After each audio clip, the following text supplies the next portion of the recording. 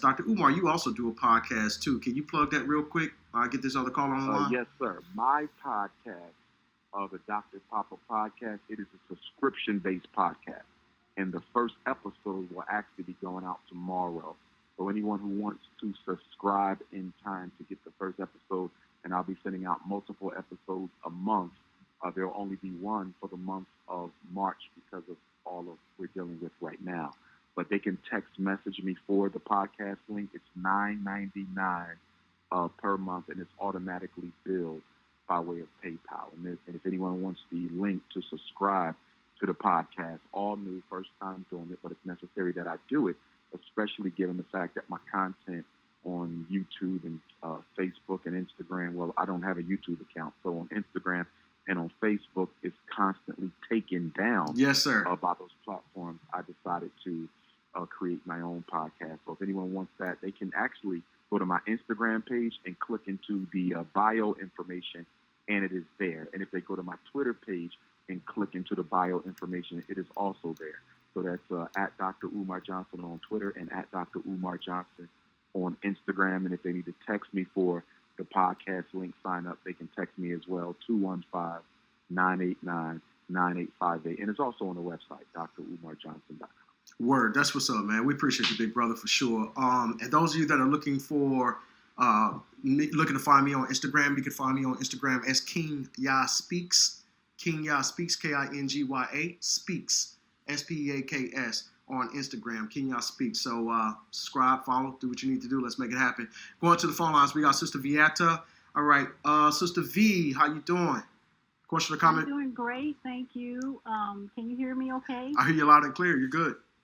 Okay, great. Thank you, Kenya, and thank you, Dr. Umar, for this message this morning. I have a question and a comment. You mentioned how Black people should not be trying to be white, or Black people should not be acting white, and I'm not sure what you mean by that. My father, who just passed at the age of 95, was muted in the NFL integration process back in the 40s. But he started out at the University of Nevada being one of only 2 Black players on the University of Nevada's team, Wolf-Pack team. So back in the 1940s, mid-1940s, he and his all-white team flew into Tulsa, Oklahoma, and it's significant. I wrote a book about my dad, that the Black Wall Street took place close to that area.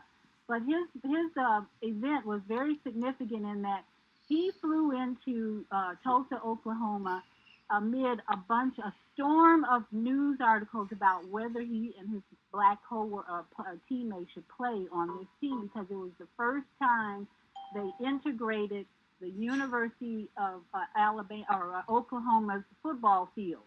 So his white teammates said they were not going to play without him and his Black co-teammate. That event showed me years later how teamwork is very important when you have conscious individuals on your team. His teammates were they were all white except for the 2 of them, but these guys loved these brown guys, not just because they were winning games, but because they were like a family. And these guys, white guys, he said, were from places like California. They weren't from the South and all that. So it was a whole different environment that my dad played in with the University of Nevada Wolfpacks for several years. So I grew up in Hyde Park in Chicago, very integrated neighborhood. I had the most amazing experience because we had so much freedom in that neighborhood, yet we were surrounded by gangs, Black gangs in the area of Chicago. And we thrived because we had a family of people in Hyde Park neighborhood that were integrated. It was a very diverse neighborhood. And we thrived because we had a support group, a very conscious, healthy. We were at the YMCA.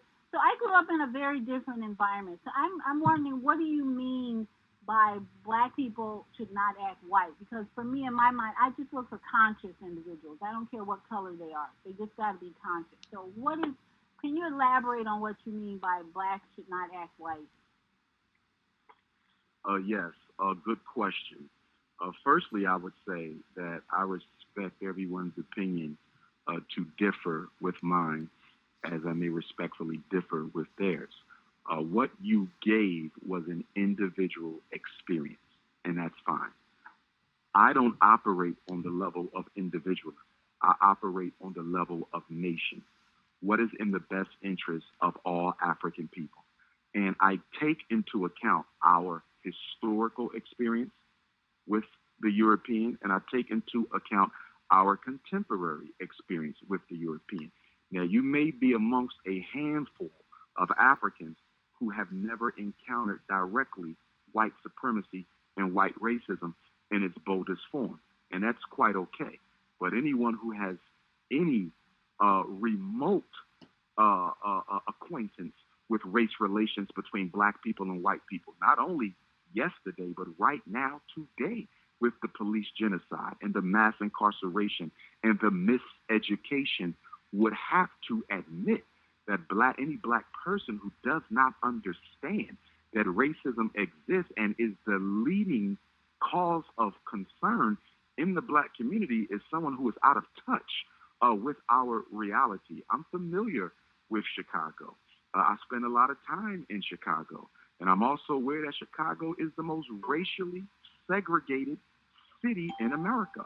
I'm aware of Hyde Park, and I'm aware of the suburbs surrounding Chicago. And I'm also aware that when Dr. King came to Chicago, he himself said that the racism he experienced in Chicago may have even exceeded the racism that he experienced in Birmingham. Here is the point. The point is not that you can't have good experiences with white folks. That has nothing to do with what we're talking about. All of us can point to a good cup of coffee we had with a Caucasian at some point in time in our past. That's not what we're talking about. We're talking about systemic racism, not individual encounters with racism. You may never have an individual encounter with racism. I don't know how that's possible, but nonetheless, it's possible. But you will never be able to escape an encounter with systematic racism, the miseducation of black children. That is systematic racism. The mass incarceration of black men. That is systematic racism.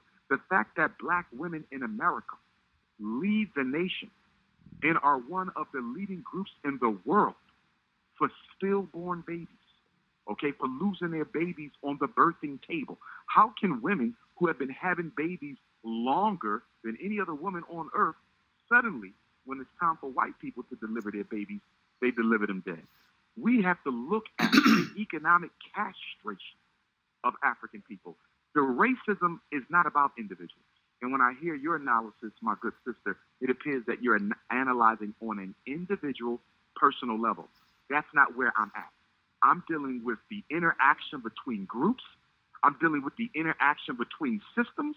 And I'm dealing with the imposition, the forced will of one group upon the life and culture of another group. That's what I'm dealing with. Not individual acts of racism, but systematic racism with a deliberate intent to bring about the extermination. Unmuted. Now, you mentioned that you didn't understand what I said when I said black people want to act white. By acting white, I'm talking about wanting to assume the values of mainstream white America, which include what?